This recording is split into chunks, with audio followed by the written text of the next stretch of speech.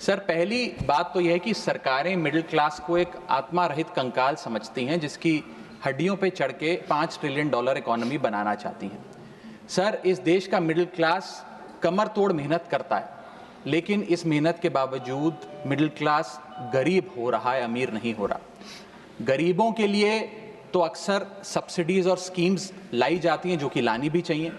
अमीरों के लिए production linked incentives, rebate, tax incentives, न जाने क्या क्या लाया जाता है, लेकिन इस देश के मिडिल क्लास को कुछ हासिल नहीं होता। ऐसा लगता है कि सरकारें समझती हैं कि देश के मिडिल क्लास के ना सपने हैं ना अरमान है, लेकिन वो सोने का अंडा देने वाली वो मुर्गी है जिसकी गर्दन जब चाहे मरोड़ के टैक्स वसूल लिया जाए। इसी के चलते सर मैं कहना चाहता हूं कि इस देश में मांग यानी कि डिमांड इसलिए गिर रही है क्योंकि इस देश का मिडिल क्लास सिकुड़ रहा है।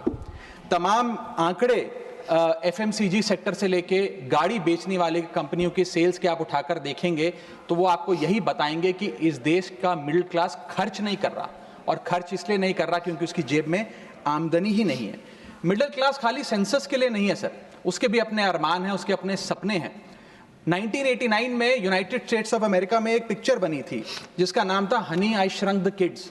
मुझे लगता है भारत देश में वर्ष 2025 में पिक्चर बननी चाहिए, honey I shrunk India's middle class.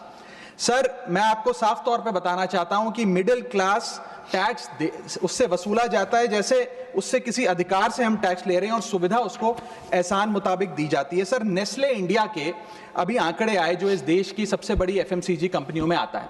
उस आंकड़ों में यह पता लगा कि 8 वित्तीय वर्षों में इस वर्ष सबसे कम ग्रोथ उन्होंने दर्ज कराई है। और जब नेस्ले इंडिया के चेयरमैन से यह बात पूछी गई कि क्यों आप अपनी लोएस्ट ग्रोथ पर आ गए, तो नेस्ले इंडिया के चेयरमैन ने कहा कि भारत का मिडिल क्लास खरीद नहीं रहा, भारत का मिडिल क्लास सिकुड़ रहा है।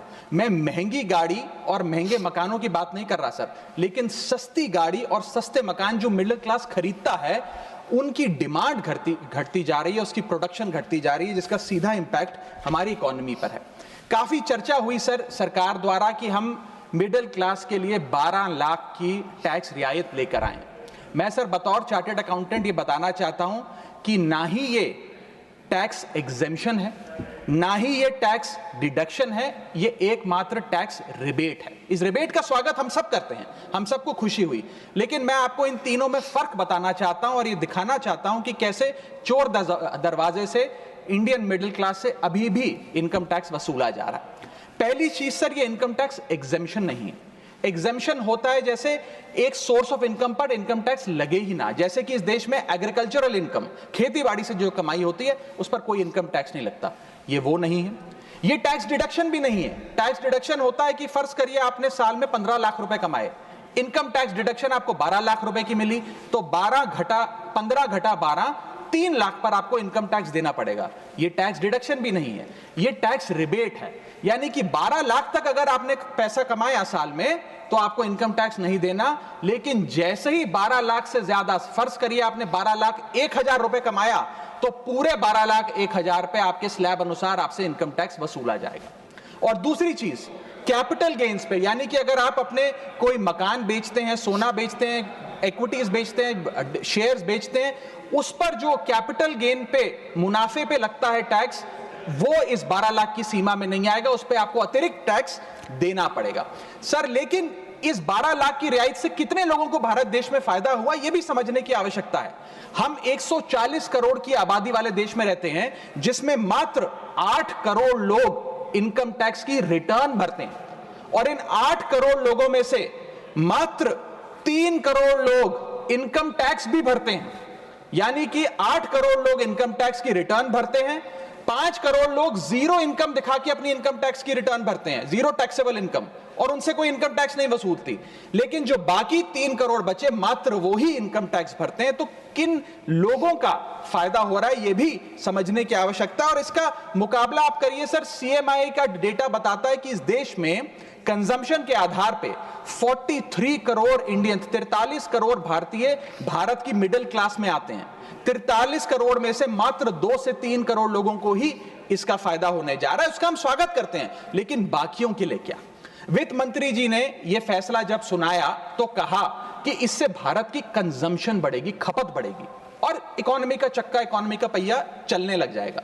मैं आपको बताना चाहता हूं और इस सदन में भविष्यवाणी करता हूं सर कि इस टैक्स रियायत से इस देश की कंजम्पशन नहीं बढ़ने वाली।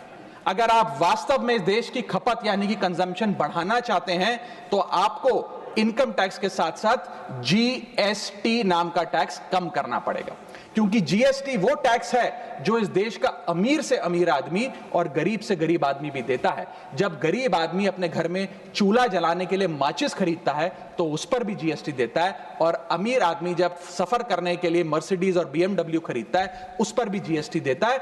जीएसटी वो लोग भी देते हैं जो इनकम टैक्स नहीं भरते, जीएसटी वो लोग भी देते हैं जिनको सरकार उन 80 करोड़ भारतीयों को जिनको फ्री राशन देती है, जीएसटी उनसे भी वसूला जाता है। तो सही मायने में अगर आप भारत में खपत यानी कि कंजम्पशन को बढ़ाना चाहते हैं, इकोनॉमी रिवाइव करना चाहते हैं, तो आपको जीएसटी कम करना पड़ेगा और जीएसटी स्ट्रीमलाइन करना पड़ेगा।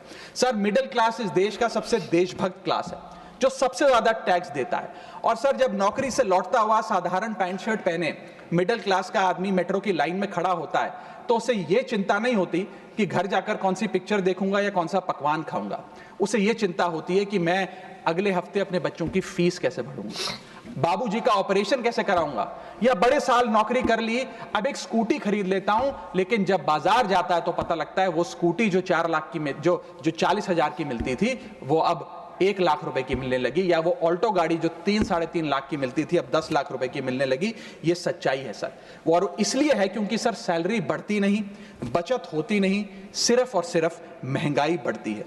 और सर, मैं ये भी आपको बताना चाहूंगा, रिपोर्ट्स बताती है, इकोनॉमिक सर्वे ऑफ इंडिया बताता है कि सैलरी औसतन मात्र 3% बढ़ी है पिछले वित्तीय वर्ष में, जबकि food inflation 10%, health care inflation 15% और कंज्यूमर प्राइस इन्फ्लेशन और न जाने कितनी इन्फ्लेशन तो इनसे कहीं ज्यादा ऊपर आंकड़ों पर आज मंडरा रही है, लेकिन उसके मुकाबले सैलरी मात्र 3% बढ़ी।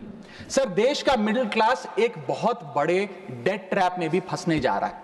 मैं ये भी भविष्यवाणी आज करना चाहूंगा, क्योंकि भारत का household debt to GDP ratio आज 40% पे खड़ा हो गया। सरल भाषा में बताऊं तो भारत के मिडिल क्लास परिवार आज रोजमर्रा के जीवन के लिए, अपने डेली एक्सपेंसेस के लिए लोन लेने पर मजबूर हो गए हैं, चाहे वो पर्सनल लोन हो, चाहे वो क्रेडिट कार्ड के जरिए हो, या चाहे वो अन्य प्रकार से फाइनेंशियल इंस्टीट्यूशन से ब्याज पर पैसा लेना हो।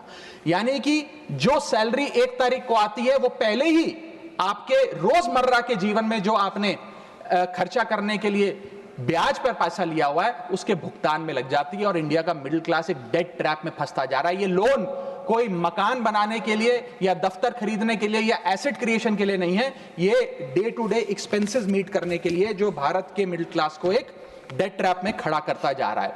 सर, सैलरी तो 7 तारीख को आती है महीने की, लेकिन 1 तारीख को मकान मालिक आ जाता है दरवाजे पे दरवाजा खटखटाने की किराया दो, और सारी उम्र काम करने के बाद एक मिडिल क्लास का आदमी सोचता है कि अंत में रिटायरमेंट के समय एक छोटा सा अपना मकान, जमीन खरीद के मकान बनाऊंगा। जमीन खरीद के मकान बनाना तो छोड़िए सर, आज रियल एस्टेट के प्राइसेस आपकी अर्निंग्स, मिडिल क्लास की अर्निंग्स के मुकाबले इतने ज्यादा हैं कि रिटायरमेंट 2-3 जन्म काम करने के बाद, रिटायरमेंट लेने के बाद भी शायद वो 2 BHK अपार्टमेंट भी नहीं खरीद पाएगा। इसीलिए मिडिल क्लास आज सरकार को वो गाना सुनाना चाहता है कि सारी उम्र हम मर मर के जी लिए, एक पल तो अब हमें जीने दो। सच्चाई यह है सर कि मिडिल क्लास के घरों में जब कभी शादी का कार्ड आता है तो चिंता हो जाती है कि सगन में कितना पैसा देना पड़ेगा, और साथ ही साथ नया सूट सिलवाना पड़ेगा, ट्रेन का खर्चा हो जाएगा, एटसेट्रा। सर, मिडिल क्लास के साथ साथ मैं दूसरा बड़ा मुद्दा जो आज इस वक्तव्य में आपके सामने पेश करना चाहूंगा सर, वो है रेलवे का।